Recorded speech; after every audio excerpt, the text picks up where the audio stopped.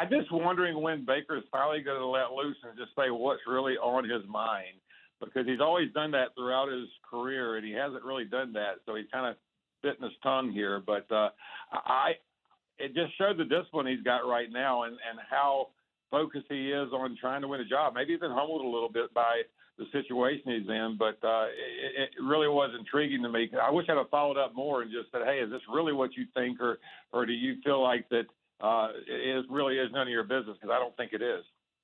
David, being out there at training camp with the Carolina Panthers, what are some of the things that you have already seen from Baker Mayfield as he's trying to earn the trust not only of the coaches but his teammates as well?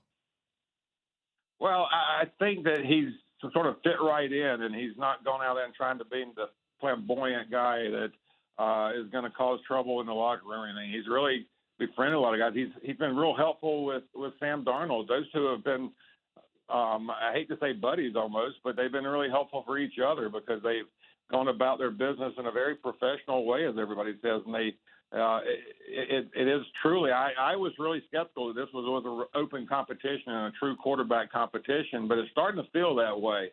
Neither one of the quarterbacks are showing they have an edge over the other. Although I thought in yesterday's practice, Baker showed a little more when he did some red zone drills with the pads on. He had 3 touchdown passes. Darnold didn't have one, and it seemed like he had a little bit of an edge there. But I haven't seen anything that's made him really stand out and say, hey, this is the guy that can lead this team. I think we won't probably see that until they actually get in the games. Well, David, that's what we want to hear. I wish you would have led off with that. We want to hear in the red zone, Baker Mayfield throwing 3 touchdowns. Sam Darnold, he hasn't thrown any. That's what we want to hear. That's what the people want to know, David. No, I agree. And those are the little things you're starting to look for because you're looking for somebody to separate from the other. And until yesterday, I hadn't seen anything that would separate one from the other. And in fact, you'd probably say Darnold had a little bit of an edge. I mean, and he should because he's been in this offense all off season, and Baker's only a week into it. But, again, those are just the little things I'm looking for to see who's going to step forward and take this job away. I still think it's Baker's job to lose. I just don't see how they can make that trade and not give him the job once the season starts because they know what they've got in Darnold. They saw it last year. And the thing with Darnold is where he gets in trouble is when he gets into games and gets under pressure and he gets happy feet out there. I think Baker's a little more composed when he gets in those situations, and that's what they've got to have this season with the team they built around him. David Newton, ESPN Panthers reporter. Before we let you go, fill in the blank, please. The Week 1 starter will be Baker Mayfield. I just can't see how it'll be anybody else. All right, there it is. Straight That's from our horse's mouth. Thank you, David. Appreciate it. Thanks, guys. Appreciate it. So there it is. I like that. But I expect eyes on the competition is great.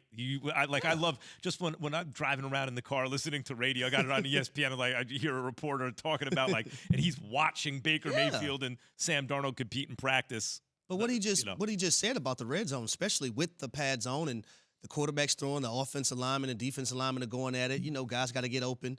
DBs can tug the pads a little bit more because it's something that's exposed to them from the wide receivers. But hearing Baker Mayfield throwing 3 touchdown passes versus Sam Darnold throwing none, I think that's a big deal to me, especially when this competition. Look, I hate to say it like this, but let me try. In baseball, you're probably familiar with this. It's called a 4A prospect. Mm-hmm. What's a 4A prospect? A lot of times in the old days, they'd wind up playing in the Japanese league because it's lower than the major leagues but higher than AAA, right? So a 4A prospect's a guy who's tearing it up in AAA. Somehow it should translate to the majors because, if you have a guy who's on base is 400 in AAA, let's just say, for example, he maybe get 350 on base in the majors. But for whatever reason, it's not translating in the majors. And that's called the 4A prospect. Like if there was a 4A, he would belong there, but not the major leagues. That's Sam Darnold to me. Sam Darnold's a 4A quarterback.